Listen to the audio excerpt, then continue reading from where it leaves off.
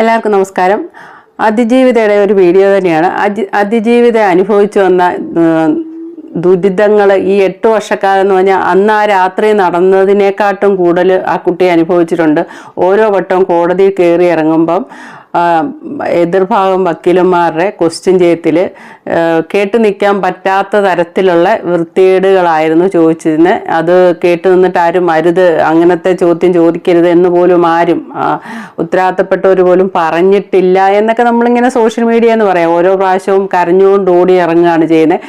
വീട്ടിൽ വന്നാൽ പിന്നെ ഫോൺ വിളിച്ചാൽ ആരും ഫോൺ വിളിച്ചാൽ ആ കുട്ടി എടുക്കാറില്ല. അത്ര മാനസിക പീഡനം. കാരണം ഓരോ പ്രാവശ്യവും 15 വട്ടം അങ്ങോട്ട് കോടതി കയറി ഇറങ്ങിയപ്പോഴും അത് ഓരോ പ്രാവശ്യം ആവർത്തിക്കുകയാണ് ചെയ്തത്. അന്ന് ആ രാത്രി നടന്ന സംഭവം ആവർത്തിക്കുകയാണ് ചെയ്തത്. പിന്നീട് ആ ഒരു സംഭവം പുള്ളിക്കാരത്തി, അതായത് അതിജീവിത കെട്ടിച്ചമച്ച ഒരു സംഭവമാണെന്ന് നമ്മുടെ സംഗീത ലക്ഷ്മണന്റെ സംസാരത്തിൽ നിന്ന് മനസ്സിലാക്കുന്നത്. ദിലീപും അതിജീവിതയും ഫ്രണ്ട്സ് ആയിരുന്നു. അവർ തമ്മിൽ പിണങ്ങിയപ്പം ബാക്കിയെല്ലാം കെട്ടിച്ചമച്ചതാണ് എന്നൊരു വിചാരം വന്നിട്ട് ഈ റേപ്പ് എന്നൊരു സംഗതി പോലും നടന്നിട്ടില്ല, റേപ്പ് പോലും ഉണ്ടാക്കിയെടുത്തതാണ് അതിജീവിത. അല്ലാതെ അങ്ങനെ ഒരു സംഭവമേ നടന്നിട്ടില്ല എന്ന് ഉറച്ച് വിശ്വസിച്ച് ഈ അതിജീവിതക്കെതിരെ സോഷ്യൽ മീഡിയയിൽ വളരെയധികം ഇൻ്റർവ്യൂ കൊടുക്കുകയും ഈ സംഗീത ലക്ഷ്മണന്റെ ചാനലിൽ കൂടെ വീഡിയോ ഇടുകയും അങ്ങനെ നിരന്തരമായിട്ട് അതിജീവിതക്കെതിരെ വീഡിയോ ചെയ്തുകൊണ്ടിരിക്കുക. ഒരു സ്ത്രീക്കെതിരെ, അതും റേപ്പ് എന്ന് പറഞ്ഞ സംഗതി വന്ന ഒരു പെൺകുട്ടി, അവളുടെ ദുരനുഭവം, അവളുടെ ഗതികേട് പരസ്യമായിട്ട് പറഞ്ഞ് അതിനെതിരെ പ്രതികരിക്കാൻ തയ്യാറായി. അവിടെ ഒരു ഷെയ്ക്ക് ഹാൻഡ് കൊടുക്കേണ്ട, അതിനെതിരെ കല്യാണം ഉറപ്പിച്ച് വച്ചിരിക്കുന്ന പെൺകുട്ടി ഒരിക്കലും പ്രതികരിക്കില്ല എന്ന് പലരും കരുതിയിരിക്കുന്ന സംഭവം മാന്യതയ്ക്ക് കോട്ടം തട്ടുമല്ലോ എന്നൊരു വിചാരം ഉണ്ടായിട്ട് പിന്നെ പോരാണ്ട് സെലിബ്രിറ്റിയൊക്കെയാണ്. അതുകൊണ്ട് ഒരിക്കലും ഇത് വെളി വരികയെന്നാണ് പൾസർ സുനിയൊക്കെ വിചാരിച്ചത്. ആ സ്ഥാനത്ത് അവളത് പുറം ലോകത്തിനോട് വിളിച്ചു പറഞ്ഞ നിയമ നടപടിക്ക് പോകാൻ ഒരുങ്ങി അവളുടെ കപ്പാസിറ്റി അതിനൊരു ഷെയ്ക്ക് ഹാൻഡ് കൊടുക്കുന്നതിന് പകരം ഒരു ഉത്തരവാദിത്തപ്പെട്ട സ്ഥാനത്തിരിക്കുന്ന സംഗീത ലക്ഷ്മണൻ അങ്ങോട്ട് യുദ്ധമാണ് ഈ അതിജീവിതക്കെതിരെ. ഇഷ്ടംപോലെ വീഡിയോ ഇട്ടിട്ടുണ്ട്. ഇന്നിപ്പോൾ പുള്ളിക്കാരത്തേക്ക് ക്രിസ്മസ് ഒക്കെ ആയിക്കൊണ്ട് അവധി കിട്ടിയപ്പം വിധിന്യായമൊക്കെ വായിച്ചു നോക്കിയപ്പം അതിൻ്റെ അകത്തുനിന്ന് പൾസർ സുനിയൊക്കെ 20 വർഷം ശിക്ഷിച്ച ആ വിധിയൊക്കെ വായിച്ചപ്പം പുള്ളിക്കാരത്തേക്ക് മനസ്സിലായി അതിജീവിത പറഞ്ഞ ആ റേപ്പ് അവിടെ നടന്നിട്ടുണ്ട് എന്നുള്ളത് മനസ്സിലായി. അപ്പോൾ ഒരു 5 മണിക്കൂർ മുന്നേ പോസ്റ്റ് ഇട്ടിട്ടുണ്ട്, കമ്മ്യൂണിറ്റി പോസ്റ്റ് ഇട്ടിട്ടുണ്ട്. ശരിക്കും ഒരു മാപ്പ് പറഞ്ഞുകൊണ്ട് മനസ്സാക്ഷിയുടെ കോടതിയിൽ, അതായത് സ്വന്തം മനസ്സാക്ഷിക്ക് മുന്നിൽ നിന്ന് സംസാരിച്ചിട്ടുണ്ട്, തെറ്റ് പറ്റി എന്നും പറഞ്ഞ്. അത് ഞാൻ വായിച്ചു കേൾപ്പിക്കുക.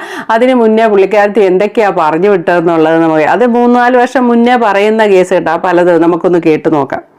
ഞാനൊരു മാലാഖ, ഞാനൊരു ഝാൻസി റാണി, അതിജീവിത ഇരയാണെന്ന് അവൾ പ്രൂവ് ചെയ്യട്ടെ. ഞാൻ ചലഞ്ച് ചെയ്യുന്നു, അവൾ പ്രൂവ് ചെയ്യട്ടെ.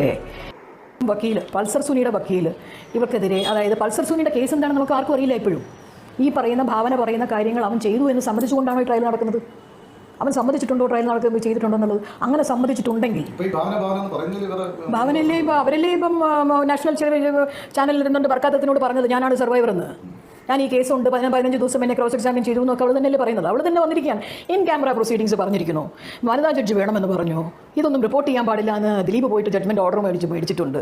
ഇതിനൊക്കെ ശേഷമാണ് ഇവൾ വന്നിട്ട് പറയുന്നത് ഞാനാണ് സർവൈവർ. എന്ത് നാടകമായത്? ഇവൾ ആരെയാണ് ഭയക്കുന്നത്? ഇവൾ ആരെയാണ് കബളിപ്പിക്കാൻ ശ്രമിക്കുന്നത്? റേപ്പ് കേസിൽ എത്ര 3000-ഓളം എത്രയോ 1000-10,000 കണക്കിന് എത്രയോ റേപ്പ് കേസസിലെ വിക്ടിം പോലെ നാട്ടിലെത്താൻ നമ്മുടെ കേരള പോലീസിൻ്റെ വെബ്സൈറ്റ് ഒന്ന് എടുത്ത് നിങ്ങൾ നോക്കൂ. കഴിഞ്ഞ 5 വർഷത്തെ കണക്ക് പറയുന്നുണ്ട്, 4 വർഷം. ഈ കഴിഞ്ഞ 4 വർഷം കേരളത്തിലുണ്ടായ റേപ്പ് കേസസിൻ്റെ കണക്ക് നിങ്ങളൊന്ന് എടുക്കും. ഏതെങ്കിലും ഒരു വിക്ടിമിന് 13 വയസ്സും 12 വയസ്സും 3 വയസ്സും 4 വയസ്സും ആയ പെൺകുട്ടികൾ റേപ്പ് ചെയ്യപ്പെടുന്നു. അതിനെക്കുറിച്ചൊന്നും നിങ്ങൾ മാധ്യമങ്ങൾക്ക് ഡിസ്കസ് ചെയ്യണ്ടല്ലോ. അതിലൊന്നും പ്രതി അന്വേഷണം നിങ്ങൾ പോകുന്നില്ലല്ലോ. എന്താ ആ പെൺകുട്ടികൾക്കൊക്കെ 2 എണ്ണം ഉള്ളത് ഇവർക്ക് 4 എണ്ണം ഉണ്ടോ? അതോ ഇവർക്ക് 1 എണ്ണം ഉള്ളത് അവർക്കൊക്കെ 2 എണ്ണം ഉണ്ടോ? അങ്ങനെയാണോ? എന്താ ഇവർക്ക് മാത്രം എന്താ കൊമ്പോ? ഇവൾ മാത്രം, ഒരാൾ മാത്രമേ റേപ്പ് ചെയ്യപ്പെട്ടിട്ടുള്ളൂ? ഈ ഫെമിനിസ്റ്റുകളെല്ലാം കിടന്ന് ഒച്ചപ്പാടുണ്ടാക്കുന്നുണ്ടല്ലോ. ഇവളിപ്പോൾ ബാർ കൗൺസിലിൽ മറ്റേ രാമപിള്ളയ്ക്കും മറ്റേ വക്കീലന്മാർക്കെതിരെ പരാതി കൊടുക്കുന്നത്. ആ പരാതി ഒന്ന് പ്രോപ്പറായിട്ട് ഡ്രാഫ്റ്റ് ചെയ്ത് കൊടുക്കാൻ ഈ നാട്ടിൽ വക്കീലന്മാരില്ലേ? പോലീസ് ആ സമയത്ത് ലാലിൻ്റെ വീട്ടിലോട്ട് വന്നു കയറുമ്പം, സംവിധായകൻ ലാലിൻ്റെ വീട്ടിൽ, ഇവൾ ആടിച്ചു പൂക്കുറ്റി ഫിറ്റാണ് പറഞ്ഞതാണ്, എനിക്കറിയില്ല. ആടിച്ചു പൂക്കുറ്റി ഫിറ്റായിരുന്നു ഇവൾ. ചെന്ന് കയറിയ ലാലിൻ്റെ വീട്ടിൽ ലാൽ അതിനേക്കാൾ ഫിറ്റാണ്. ഇവരെ രണ്ടിൻ്റെയും മോട്ടറിൽ ഇറങ്ങാൻ പോലീസിന് കാത്തു നിൽക്കേണ്ടി വന്നു. അതുകൊണ്ടാണ് ഇവിടെ സ്റ്റേറ്റ്മെൻറ്റ് എടുക്കാൻ വൈകിയതും ഇവിടെ മെഡിക്കൽ എക്സാമിനേഷന് കൊണ്ടുപോകാൻ വൈകിയതും. ആ മെഡിക്കൽ എക്സാമിനേഷനിൽ തന്നെയും ഇവൾ സമ്മതിക്കാത്തത് കൊണ്ട് ഒരു റേപ്പ് വിക്ടിമിന് വേണ്ടുന്ന രീതിയിലുള്ള മെഡിക്കൽ എക്സാമിനേഷൻ നടത്തിയിട്ടില്ല.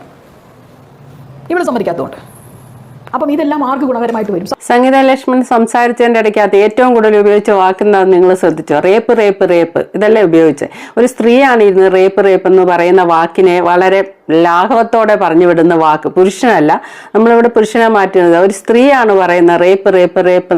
അവൾ റേപ്പ് ചെയ്യപ്പെട്ടു, അവൾ അങ്ങനെ മുഴുവൻ നേരം റേപ്പ് റേപ്പ് എന്ന് പറയുന്നത്. റേപ്പ് ചെയ്യപ്പെടുന്ന ആരാ? എപ്പോഴും ഒരു സ്ത്രീയെയല്ലേ റേപ്പ് ചെയ്യുന്നത്. ഈ സംസാരിക്കുന്ന ഇവർ ഒരു സ്ത്രീയാണ്. ഇവർക്ക് റേപ്പിന്റെ യഥാർത്ഥ അർത്ഥം മനസ്സിലാക്കണേ. ആ പെൺകുട്ടി അതിജീവിത കടന്നുപോയ ആ രാത്രിയിൽ തന്നെത്താൻ, ഞാൻ ഈ പറയുന്നത് ശ്രീജിത്ത് പണിക്കരുടെ വീഡിയോ കണ്ടിട്ട് അതിജീവിത കുറ്റം പറയുന്ന ഓരോ സ്ത്രീകളും, പുരുഷന്മാരല്ല, അവരെ വിട്ടേക്കാം, അവരുടെ രീതി മാറ്റമുണ്ട്. സ്ത്രീകൾ ശ്രീജിത്ത് പണിക്കരുടെ വീഡിയോ കണ്ടിട്ട് അതിനെ ന്യായീകരിക്കുന്ന, അത് വിശ്വസിക്കുന്ന ഓരോ സ്ത്രീകളും ആ രാത്രിയിൽ ഇരുണ്ട ഒരു വിജനമായ വഴികളിലൂടെ ലൈറ്റുകളൊന്നുമില്ലാതെ പാഞ്ഞു പോകുന്ന കാറ്, തൃശ്ശൂർ തൊട്ട് കൊച്ചി വരെ പറന്നു പോകുന്ന കാറിൽ 6-7 ആൾക്കാർ, അതിലൊരുത്തൻ ബലമായിട്ട് അവരെ കൊണ്ട് ഓറൽ സെക്സ് ചെയ്യിക്കുന്നു. കുറേ അവന്മാർ ചുറ്റിന് നിന്ന് വീഡിയോ പിടിക്കുന്നു. അവന്മാർ അശ്ലീല കമൻറ്റുകൾ പറയുന്നു. ഇവൻ ബലമായിട്ട് അവരെ കൊണ്ട് ഓറൽ സെക്സ് ചെയ്യുന്നു. ആ ഒരു അവസ്ഥയിൽ, ആ ഒരു അതിജീവിതയുടെ സ്ഥാനത്ത് സ്വയം സങ്കല്പിക്കുക സ്ത്രീകൾ. ഈ സംഗീത ലക്ഷ്മണൻ സ്ത്രീയാണ്. ഇതേപോലെ ആ അതിജീവിത കുറ്റം പറയുന്ന സ്ത്രീകളോടാണ് അങ്ങ് സങ്കല്പിക്കുക. അപ്പം നിങ്ങൾക്ക് മനസ്സിലാകും. സ്വയം സങ്കല്പിക്കുക എന്ന് പറഞ്ഞാൽ ചുമ്മാ സങ്കല്പിച്ചാൽ പോരാ, ഒന്ന് ആഴത്തിലിറങ്ങി സങ്കല്പിച്ചു നോക്കുക. അപ്പം നിങ്ങൾക്ക് അതിൻ്റെ ഒരു ഭീകരത മനസ്സിലാവും. പിന്നെ ഇവരൊരു ബോൾഡായ സ്ത്രീയാണ് ഈ സംഗീത ലക്ഷ്മണൻ. അതേപോലെ അതിജീവിത ഒരു ബോൾഡാണ്. അതുകൊണ്ടാണ് അവരിത് പരാതിപ്പെടാൻ തയ്യാറായത്. അതിനെ ഇവരുടെ സ്ഥാനത്ത് ഇരിക്കുന്ന ഒരു സ്ത്രീ അഭിനന്ദിക്കുക ചെയ്യുന്നത്. കൂടുതൽ കേസ് പഠിക്കണം. കേസ് ഇന്നല്ല, ഇപ്പം ഈ വിധി വന്നതിന് ശേഷം വിധിന്യായം വായിച്ചിട്ടല്ല, അതിന് മുന്നേ കേസ് പഠിക്കണം. പഠിച്ചിട്ട് വേണം വന്ന് സോഷ്യൽ മീഡിയയെ ഈ പെൺകുട്ടിയെ ഇത്രയധികം ആക്ഷേപിക്കാൻ. അവൾ ആ ടെസ്റ്റിന് തയ്യാറായില്ല എന്ന് പറയുന്നു. അതായത് കന്യക എന്നല്ല, റേപ്പ് നടന്നിട്ടുണ്ടോ എന്നുള്ള ടെസ്റ്റിന് തയ്യാറായില്ല. ഉള്ളു പരിശോധന, മലയാളത്തിൽ അത് പറയാം. ഉള്ളു പരിശോധനയ്ക്ക് തയ്യാറായില്ല. ഞാൻ ഇന്നാളെടുത്ത വീഡിയോയിലും പറഞ്ഞു, കന്യകയായ ഒരു പെൺകുട്ടി ഒരു കാരണവശാലും ഉള്ളു പരിശോധനയ്ക്ക് തയ്യാറാവില്ല. കാരണം ആ പെൺകുട്ടിയുടെ കന്യാകത്വം കൂടെ പോകും. കാരണം നമ്മൾ കല്യാണം കഴിച്ച് പ്രഗ്നന്റ് ആയതിനു ശേഷം പോലും കമന്റ് ബോക്സിൽ ആൾക്കാരുണ്ട് ഉള്ളു പരിശോധനയ്ക്ക് പോകുന്ന ഒരു ബുദ്ധിമുട്ടാണ് അത് സ്ത്രീകൾക്ക്. അത് സ്ത്രീകൾക്കേ അറിയത്തുള്ളൂ, ഡോക്ടർമാരുടെ ആ ഒരു പരിശോധന. അപ്പം ഇവിടെ ഈ പെൺകുട്ടി ഇന്റർകോഴ്സ്, ശാരീരിക ബന്ധം നടന്നിട്ടില്ല, അല്ലാതെ ഓറൽ സെക്സ് ആണ് നടന്നിരിക്കുന്നത്. അതിന് വനിതാ ഡോക്ടർ, ഗൈനക്കോളജിസ്റ്റ് ഉള്ളു പരിശോധിക്കണമെന്ന് പറയേണ്ട ആവശ്യകത അവിടെ ഇല്ല. അതാണ് അത്. ഇതിന് ഇരയായ പെണ്ണ് അവിടെ ചെന്ന് പറയുന്നത് എന്നെ അങ്ങനെ ശാരീരിക ബന്ധത്തിന് ഉപയോഗിച്ചിട്ടില്ല, ഓറൽ സെക്സ് ആണ് നടന്നിരിക്കുന്നത് എന്ന് പറയുമ്പോൾ പിന്നെ ഉള്ളു പരിശോധനയുടെ ആവശ്യം അവിടെ ഇല്ല. റേപ്പാണ് നടന്നെങ്കിൽ പറയാം. അതോടൊപ്പം ഈ സംഗീത ലക്ഷ്മണൻ ഇപ്പം ഈ പറയുന്നതും ഇപ്പം സോഷ്യൽ മീഡിയ കുറേ ആണുങ്ങൾ ഇരുന്ന് ചർച്ച ചെയ്യുന്നു. അത് റേപ്പൊന്നും അല്ല നടന്നേ, അത് അത്ര വലിയ കാര്യമൊന്നുമില്ല, അത് ഓറൽ സെക്സ് നടന്നേ എന്ന് പറയുമ്പോൾ അവരതിനെ അങ്ങ് വളരെ നിസ്സാരവൽക്കരിച്ച് അവർ പറയുന്നത്. അപ്പം ആ പുരുഷന്മാർ പറയുന്നതിനെ പിന്നെ നമുക്ക് സഹിക്കാം. സംഗീത ലക്ഷ്മണനെ പോലെ ഒരു അഡ്വക്കേറ്റ് ഈ 8 വർഷക്കാലം ഈ അതിജീവിതക്കെതിരെ ഘോരം പ്രസംഗിച്ച് റേപ്പിനെ വളരെ നിസ്സാരവൽക്കരിച്ചു.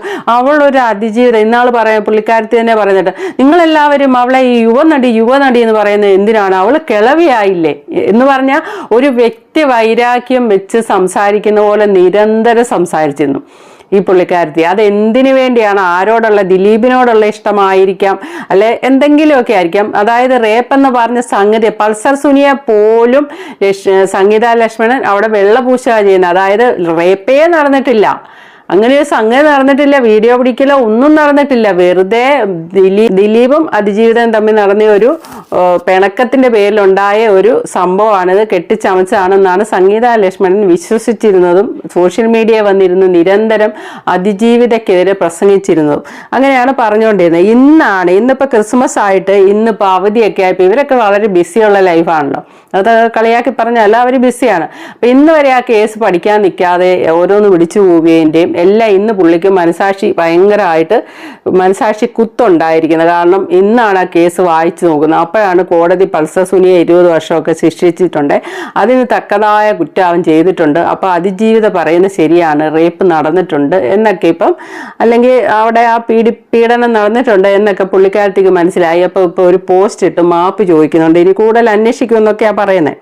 അപ്പം നമുക്കതൊന്ന് ചെറുതായിട്ട് വായിച്ച് ചെയ്യാം. സിനിമാ നടി ഭാവനയുടെ കേസിൽ വിചാരണ കോടതി വിധി പ്രസ്താവിച്ച ദിവസം 1-6 വരെയുള്ള പ്രതികൾ കുറ്റക്കാരാണ് എന്ന് കോടതി കണ്ടെത്തി എന്നറിഞ്ഞപ്പോൾ ഞാൻ വല്ലാതെ ഡിസ്റ്റർബായി എന്നതാണ് സത്യം. മനസ്സിലായോ? ആ 6 പ്രതികളെ ശിക്ഷ വിധിച്ച് 20 വർഷം എന്ന് കോടതിയുടെ വിധി വന്നപ്പം എനിക്ക് വളരെയധികം ഡിസ്റ്റർബൻസ് തോന്നിയെന്ന്. അതെന്തിനാണ് അങ്ങനെ തോന്നിയത്? അപ്പോൾ പുള്ളിക്കാരത്തി എന്താണ് അതുവരെ വിശ്വസിച്ചിരുന്നത്? കോടതി ഇത് പറഞ്ഞപ്പോഴാണ് വിശ്വാസം ആയുള്ളൂ, ഈ അതിജീവിത ഇതൊക്കെ അനുഭവിച്ചു എന്ന് വിശ്വാസം ആയുള്ളൂ. അതാണ് ആ സത്യം നമ്മൾ മനസ്സിലാക്കേണ്ടത്. ബാക്കിയുള്ള പ്രതികളെ വെറുതെ വിട്ടത് എന്നിൽ ചലനമൊന്നും ഉണ്ടാക്കിയില്ല എന്നതും സത്യം. I felt nether Joy nor victory. കോടതി വിധിയുടെ പകുതി ഭാഗം ശരി, മറ്റേ പകുതി തെറ്റെന്ന ചിന്തയും എനിക്കുണ്ടായിട്ടില്ല. ഓക്കെ, അതൊക്കെ പോട്ടെ. പോകെ പോകെ എന്നെ വേദനിപ്പിച്ചത്, അതാണ് വാക്ക്. പോകെ പോകെ എന്നെ വേദനിപ്പിച്ചത്, എന്നെ ചിന്തിപ്പിച്ചത്. ഏതോ ഒരു മൂഢലോകത്തായിരുന്നു പുള്ളിക്കാരത്ത്. ഈ ഘോരം സോഷ്യൽ മീഡിയ ആയിരുന്നു അതിജീവിതക്കെതിരെ വാക്കുകൾ ഇങ്ങനെ എന്തൊക്കെയാ വിളിച്ചു പറഞ്ഞത്, ഒരു പരിധിയില്ലാത്ത അർത്ഥത്തിൽ പറഞ്ഞു. അപ്പം ഈ പറയുന്ന പോലെ തന്നെ പോകെ പോകെ എന്നെ വേദനിപ്പിച്ചത്, എന്നെ ചിന്തിപ്പിച്ചത്. കേസിന് ആസ്പദമായ സംഭവം 17/2/2017 തീയതി 7:30 മണിയോടെ തൃശ്ശൂരിൽ നിന്ന് കൊച്ചിയിലേക്ക് ഭാവന യാത്ര ചെയ്ത പ്രൊഡക്ഷൻ കമ്പനിയുടെ വാഹനത്തിൽ വെച്ച് അവൾക്ക് നേരെ ബലാത്സംഗമുണ്ടായി എന്നാണ് കോടതി കണ്ടെത്തിയത്. കോടതി വിധിയാണ് എന്നതുകൊണ്ട് തന്നെ അത് ശരിയാണ്, സത്യമാണ് എന്ന് വിശ്വസിച്ചു തുടങ്ങി ഞാൻ. കോടതി വിധി ആയതുകൊണ്ടാണ്, അല്ലാതെ അതിജീവിത പറഞ്ഞാൽ വിശ്വസിക്കില്ല. കോടതി വിധി ആയതുകൊണ്ട് വിശ്വസിച്ചു. ഇപ്പോഴാണ് ആ ഒരു വിശ്വാസം വന്നത്. ഇപ്പറഞ്ഞ കേസിന് ആസ്പദമായ വാർത്താമാധ്യമങ്ങൾ ഉണ്ടാക്കിയെടുത്ത വിവാദങ്ങൾക്ക് നേരെ എൻ്റെ പൊതു നിലപാട് സ്വീകരിക്കുന്നതിന് മുമ്പ് ഭാവനയെ ഒന്ന് നേരിൽ കണ്ട് സംസാരിക്കാൻ ഞാൻ ശ്രമിക്കേണ്ടതായിരുന്നു. അതൊരു പോയിന്റ്. ശ്രമിക്കേണ്ടതായിരുന്നു. ഒന്നും ശ്രമിച്ചില്ല. ഭാവനയെ നേരിട്ട് കണ്ട് സംസാരിക്കാൻ ശ്രമിച്ചില്ല. കേസ് പഠിക്കാനും ശ്രമിച്ചില്ല. അല്ലെങ്കിൽ ആരെങ്കിലും വഴി ഭാവനയെ നേരിൽ കണ്ട് സംസാരിച്ച് അവൾക്ക് പറയാനുള്ളത് കൂടി ഞാൻ കേൾക്കേണ്ടതായിരുന്നു എന്ന ചിന്ത എന്നിൽ ആദ്യമായി ഉണ്ടായി. ഞാൻ അത് ഇക്കാലം അത്രയും ചെയ്തില്ല എന്നൊരു പരാതി ഞാൻ എന്നോട് തന്നെ എന്നെക്കുറിച്ച് പറയുകയും ചെയ്തു. ഒരിക്കലല്ല പലവട്ടം. ശരിക്കും നല്ല മനസാക്ഷിക്കുത്തം ഉണ്ടായിട്ടുണ്ട്. ഈ 8 വർഷക്കാലത്തിടയിൽ ഒരിക്കൽ പോലും ഞാൻ അതിന് തയ്യാറായില്ല, ശ്രമിച്ചില്ല. ഞാനൊരു അഭിഭാഷക കൂടിയാണ് എന്നതുകൊണ്ട് ഞാൻ ചെയ്യാതിരുന്ന എന്നൊരു കാപട്യ ന്യായീകരണം ഞാനിപ്പോൾ പറയുന്നില്ല. ശരിയാ, ഞാൻ അഭിഭാഷകയായതുകൊണ്ട് എനിക്ക് നേരമില്ലാത്തതുകൊണ്ട് ഞാൻ കാണാൻ പോകാത്തതാന്നൊരു കള്ളത്തരം ഞാൻ പറയുന്നില്ലെന്ന്. ശരിക്കും ഇത് മനസാക്ഷിക്കുത്ത് നല്ലപോലെ ഉണ്ടായിട്ടുണ്ടേ. അതാണ് കാര്യം. ഞാനിപ്പോൾ പറയില്ല. കേസ് പിടിക്കാനുള്ള ശ്രമമായി ദുർവ്യാഖ്യാനം ചെയ്യപ്പെടുകയോ എന്ന് വ്യാധിയില്ല. പരിചയമില്ലാത്ത ഒരാളെ അങ്ങോട്ട് വിളിച്ച് നിയമോപദേശം കൊടുക്കുക എന്നത് എൻ്റെ ശരിയല്ല. കഴിഞ്ഞ 3 വർഷം നടന്ന രഹസ്യ വിചാരണ കോടതിയിൽ ഉണ്ടായ സംഭവ വികാസങ്ങൾ ഞാൻ ഫോളോ അപ്പ് ചെയ്തിരുന്നില്ല. അതാണ് ഈ കേസിനെ പറ്റി ഒന്നും പുള്ളിക്കാരത്തി ഫോളോ അപ്പ് ചെയ്യാതെ വെറുതെ അതിജീവിത വായി തോന്നിയൊക്കെ ഇരുന്നങ്ങ് വിളിച്ചു പറയാന്നുള്ളതാണ്. കേസ് റെക്കോർഡ്സ് ഒന്നും ഞാൻ കണ്ടതുമില്ല. അപ്പോൾ ഒന്നും അറിയത്തില്ല ഈ കേസിനെ പറ്റി കേട്ടോ. എന്നിട്ട് വെറുതെ അങ്ങ് പറഞ്ഞ ഞാൻ കണ്ടിട്ടുമില്ല. അതുകൊണ്ട് തന്നെ കഴിഞ്ഞ 3 വർഷം ഇപ്പോഴത്തെ കേസ് വിഷയത്തിൽ ഞാനൊന്നും പറഞ്ഞിട്ടില്ല എന്നാണ് എൻ്റെ ഓർമ്മ. 3 വർഷമായിട്ട് പുള്ളിക്കാരത്തി പറഞ്ഞില്ല. സോഷ്യൽ മീഡിയ അതിന് മുന്നേ പറഞ്ഞ എല്ലാം കിടപ്പുണ്ട് കേട്ടോ. വിചാരണ കോടതി വിധി പലവട്ടം ഓടിച്ചു നോക്കി എന്നല്ലാതെ വിശദമായ വായന ചെയ്തിരുന്നില്ല. ഇന്നിപ്പോൾ, അതായത് ഇന്ന് ക്രിസ്മസ് ആയപ്പോൾ, ഇന്നിപ്പോൾ 5 മണിക്കൂറേ ആയുള്ളൂ ആ ഒരു കമൻറ്റ് പോസ്റ്റ് വന്നിട്ട്, ഇന്നിപ്പോൾ ഒരു അവധി ദിവസം വിചാരണ കോടതി വിധി ക്ഷമയോടെ വായിച്ചു. കോടതി വിധി വായിച്ചു തുടങ്ങിയപ്പോൾ മേൽ പറഞ്ഞ ചിന്ത എന്നെ വല്ലാതെ അലട്ടുന്നു. ഏകപക്ഷീയമായി നടന്നു പോകുന്ന മാധ്യമ വിചാരങ്ങൾക്ക് മറുപടി പറയാൻ ലോ പോയിന്റ്സ് നിരത്തി നിരന്തരം സമർത്ഥിച്ച് ഞാൻ ഭാവനയുടെ ഭാഗം നേരിൽ കേൾക്കാനുള്ള ശ്രമം നടത്തേണ്ടതായിരുന്നു. Correct point. നടത്തേണ്ടതായിരുന്നു എന്ന് അങ്ങനെ ഒരു ചിന്തയോടെ, ആത്മനിന്ദയോടെ ഞാൻ ഈ ജഡ്ജ്മെന്റ് വായിക്കുന്നത്. അപ്പോൾ ആ കോടതി വിധി വായിച്ചുകൊണ്ടിരിക്കുന്നത് ഞാൻ ആത്മനിന്ദയോടെയാണ്, എനിക്ക് തെറ്റുപറ്റി എന്ന് ഞാൻ മനസ്സിലാക്കുന്നു. ആ ജഡ്ജ്മെന്റ് വായിക്കുന്ന അങ്ങനെയാണെന്നാണ് പറഞ്ഞിരിക്കുന്നത്. ജഡ്ജ്മെന്റ് വായിക്കുന്നത് ആത്മനിന്ദയോടെ ജഡ്ജ്മെന്റ് വായിക്കുന്നത് കൊണ്ടാവണം വിചാരണ കോടതിയുടെ വിധിയിൽ ന്യൂനതകൾ ചിലത് കാണുന്നുണ്ടെന്നുണ്ട്. അത് പറയുന്നുണ്ട്. ജഡ്ജ്മെന്റ് വായിക്കട്ടെ, ആവശ്യമെങ്കിൽ അഭിപ്രായങ്ങളും വിമർശനങ്ങളും ആയിട്ട് വരാൻ. സത്യം പറഞ്ഞാൽ ഞാനൊരു കാര്യം പറയട്ടെ. ഇത് കേസ് പഠിക്കുമോ, ഭാവനയോട് സംസാരിക്കുമോ, ഇതൊന്നും വേണ്ട. ഒരു രാത്രിയിൽ ഇതേപോലെ ക്രൂരമായ ഒരു കാര്യത്തിന് വിധേയായിരുന്ന ഒരു പെണ്ണ് ധൈര്യത്തോടെ മുന്നിൽ വന്ന് പറയുമ്പോൾ ആദ്യം എന്തോ ആയിക്കോട്ടെ, ശരിയോ തെറ്റോ എന്തോ, ഒരു പെണ്ണ് കരഞ്ഞുകൊണ്ട് വന്ന് പറഞ്ഞു പരാതി കൊടുക്കുകയും ഒക്കെ ചെയ്യുന്ന സമയത്ത് ആദ്യം ആ പെൺകുട്ടിക്കൊപ്പം നിൽക്കണം. പിന്നീട് ആ കേസ് പഠിച്ചിട്ട് അത് വ്യാജമാണോ ഇല്ലയോ എന്നുള്ളതെന്നറിയാം. കാരണം അത് ഞാൻ എന്താ പറയുന്നത് ചോദിച്ചാൽ, ഒരു വ്യാജ പെണ്ണുങ്ങൾ ഇഷ്ടം പോലെയുണ്ട്. എന്നാലും കുടുംബത്തെ ജനിച്ച ഒരു പെണ്ണുങ്ങളും അവരുടെ അഭിമാനം വിട്ട് കളിക്കുകയല്ല. അങ്ങനെ ഒരു ഇതുണ്ട്. എന്നിട്ടും അവരത് പുറത്ത് പറയണേ, അവരത്രമേൽ അനുഭവിച്ചെങ്കിലേ പറയത്തുള്ളൂ. അല്ലാതെ ഈ വെറുതെ എന്തെങ്കിലും ഒന്ന് ആരെങ്കിലും തോണ്ടിയെന്ന് പറയുമ്പോഴും അവൻ എന്നെ കയറി പീഡിപ്പിച്ചതെന്ന് പറഞ്ഞ് അവൻ്റെ ജീവിതം മുഴുവൻ കളയാൻ വേണ്ടി പീഡന കേസ് കൊണ്ടു കൊടുക്കുന്നത്. ആ പെണ്ണുങ്ങളുടെയൊക്കെ ബാക്ക്ഗ്രൗണ്ട് നമ്മൾ അന്വേഷിച്ചാൽ അത് എവിടെ നിന്ന് വന്നതെന്നുള്ള അറിയാം. അവർക്കിതൊരു കൃഷിയായിരിക്കും. അതൊന്നും അല്ലാതെ മാന്യമായിട്ട് അച്ഛനും അമ്മയും കൂട്ടി വളർത്തിയ ഒരു കുടുംബത്തിൽ ജീവിക്കുന്ന ഒരു പെണ്ണ് ഒരു കേസ്, ഒരു പീഡന പരാതിയൊക്കെ കൊടുത്ത് ഒരു വ്യക്തിവൈരാഗ്യത്തിന്റെ പുറത്ത്, കാരണം അവിടെ അവരുടെ ഒരു മാന്യതയ്ക്ക് ഒരു ഇത് വരുന്നുണ്ട്. അതുകൊണ്ട് ഒരിക്കലും അവരങ്ങനെ കള്ളക്കേസ് കൊടുക്കത്തില്ല. അത് ആദ്യം മനസ്സിലാക്കുക. അതിനുശേഷം ഇനി ആ കേസ് പഠിക്കുക, എന്നിട്ട് വേണം പറയാം. ഇപ്പം തന്നെ ഇതിൻ്റെ അകത്ത് ഈ പുള്ളിക്കാരത്തിക്ക് അതിജീവിതയോട് നല്ലൊരു കലിപ്പുണ്ടെന്നുള്ളതിൻ്റെ ഒരു വാക്ക് വന്നിട്ടുണ്ട്. അതായത് ലാലിൻ്റെ വീട്ടിൽ കയറി ചെന്നപ്പം അവൾ കുടിച്ച് ലക്ക് കെട്ടി ചെന്നെന്നും അങ്ങനെയാ പറഞ്ഞത്. ലാൽ അതിലും വലിയ കുടിയായിരുന്നു. രണ്ടുപേരുടെയും കൂടെ കുടി ഇറങ്ങാൻ വേണ്ടി പോലീസിന് വെയിറ്റ് ചെയ്യണം. ഞാൻ കണ്ടില്ല കേട്ടോ, പറഞ്ഞു കേട്ടോ.